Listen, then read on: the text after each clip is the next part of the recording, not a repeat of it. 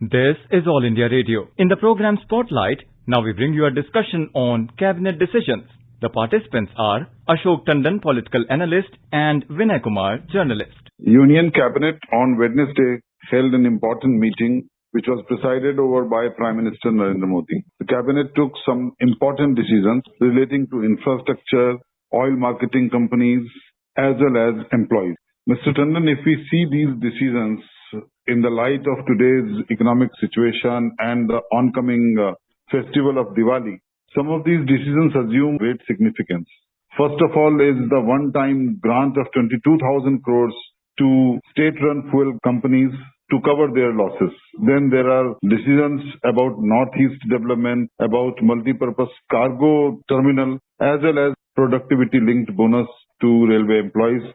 What do you think is the most important decision of the cabinet which was taken today? Of course, all the decisions are important, but as you very rightly said, that one-time grant or rather compensation to state-run oil marketing companies which have been supplying the liquefied petroleum gas, LPG, that we call it as a cooking gas also. These companies have been maintaining their price even while being at loss.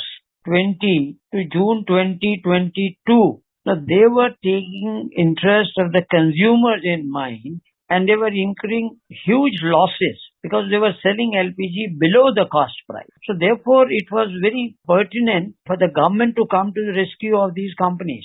So therefore, this one-time grant of 22,000 crore and the main beneficiaries, of course, will be three public sector companies, the Indian Oil Corporation, Bharat Petroleum Corporation, and Hindustan Petroleum Corporation. They will be the main beneficiary. And as the I&B Minister, Mr. Anurag Thakur, told newsmen after cabinet meeting, that because the LPG prices are increasing because of the energy crisis, as we know, due to the Ukraine war. And one-time grant is being given to these companies so that the burden of rising prices does not fall on the common people. That means the people will continue to benefit from the low cost for which the companies are providing. But they do need to compensate for their losses. And as Mr. Anurag Thakur said, this move of the cabinet today, it will help PSUs, oil marketing companies, in their commitment to Atmanirbhar Bharat Abhiyan of the Prime Minister by ensuring unhindered domestic LPG supplies to the people of this country. And that, I think, is a very, very significant step. And Nandan Sahab, the prices were raised by 72%, but the prices in effect rose by 300%. So the consumer was not affected to that extent as you were pointing out. So it is also very important to keep our oil marketing companies floating and to ensure that they remain in good financial condition. Yes, at least so long as the global energy crisis persists, the government of India feels its responsibility that the burden should be minimum on the consumers, and that is why the companies which have been incurring huge losses, now they are being compensated. But one thing has been made very clear, that this is a one-time compensation. That means depending upon the global situation of the energy crisis, the government will continue to review this position, but the burden should be minimum on the consumer. That seems to be the idea. And of course, the public sector companies are also, they have a commitment to a social cause.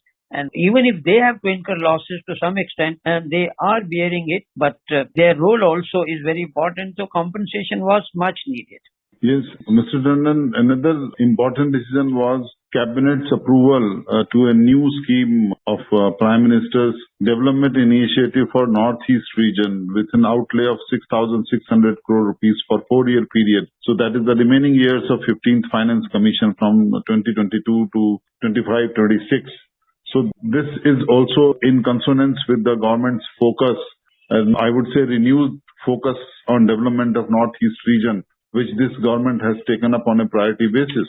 Yes, actually, you remember in the last union budget, the Union Finance Minister Nirmala Sitharaman had announced this scheme, and it was also made clear that this Prime Minister's Development Initiative for Northeastern Region is a scheme in which the funds will be allocated for the infrastructure of the Northeast region in the spirit of PM Gati Shakti and social development projects based on the felt needs of the Northeastern region. And at that time, 1500 crores were allocated. But now, as you also very rightly said, the cabinet today announced 6,600 crores for the scheme and also said now the scheme will continue to be in operation for the remaining 4 years of the 15th Finance Commission. That means from 2022-23 to 2025 and 2026.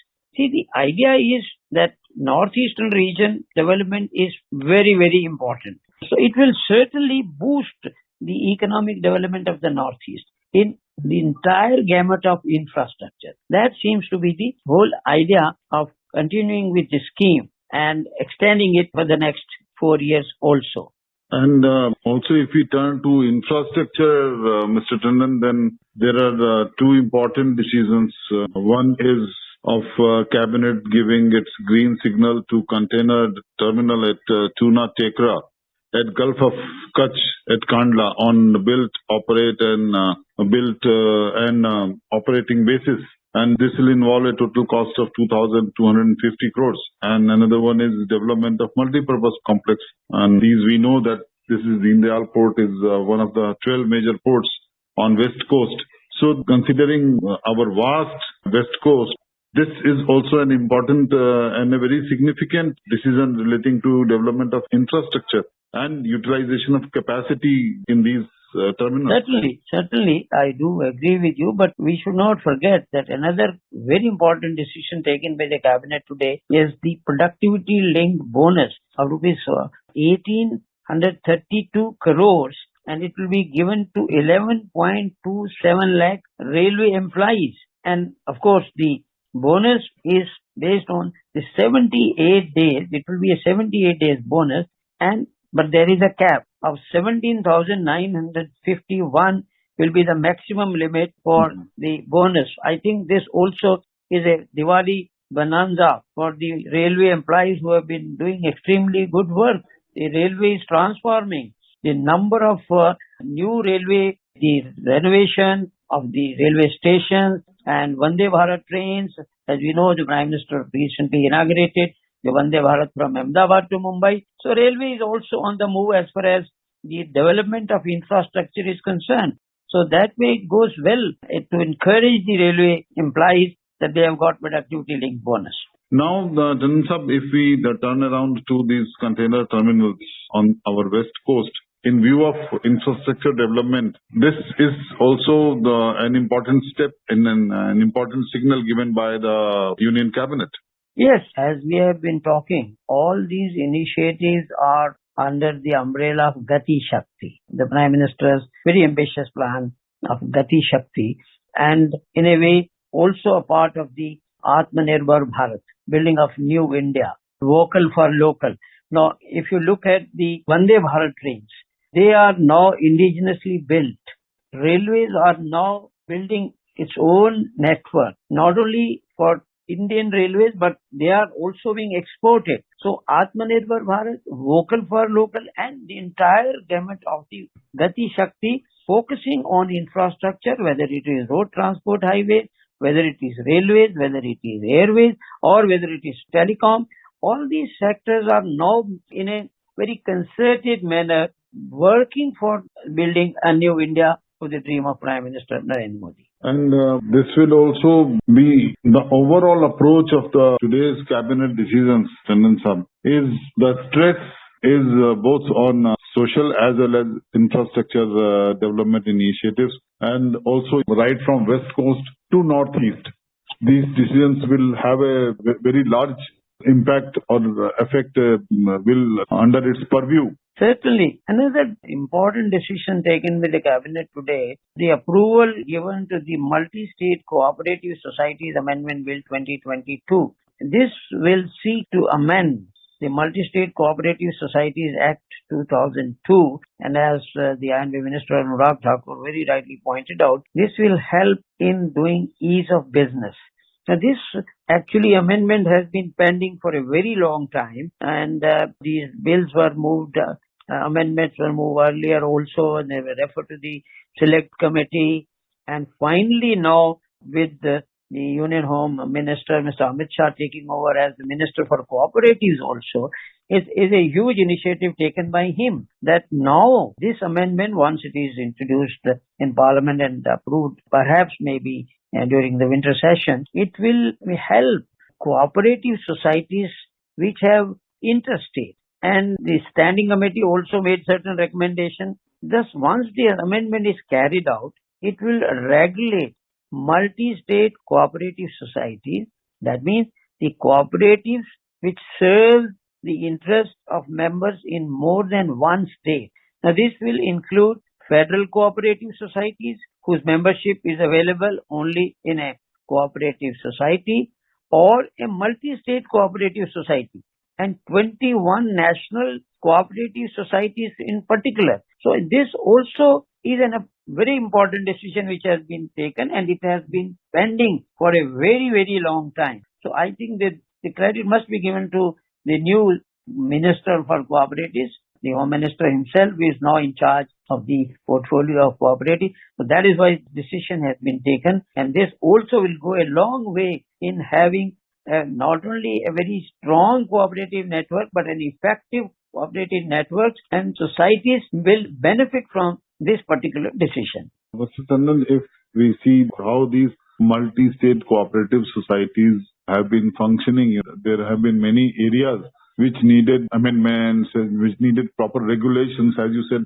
effectiveness of these societies and their financial health. At times, there have been complaints by the people, by the common persons who had invested in such cooperatives of suffering a loss on their returns. So I think it will also cover that aspect. Certainly, these amendments pertain to the time limit for disposal of applications for registration, distribution of shares, constitution of interim board, holding of elections, and continuation of the funds and dispute settlement. I think these are some of the very key areas which the cooperative sector will certainly welcome this decision, and once the bill is passed in Parliament, certainly it will come into force. So hopefully this amendment may be introduced in the coming winter session of Parliament.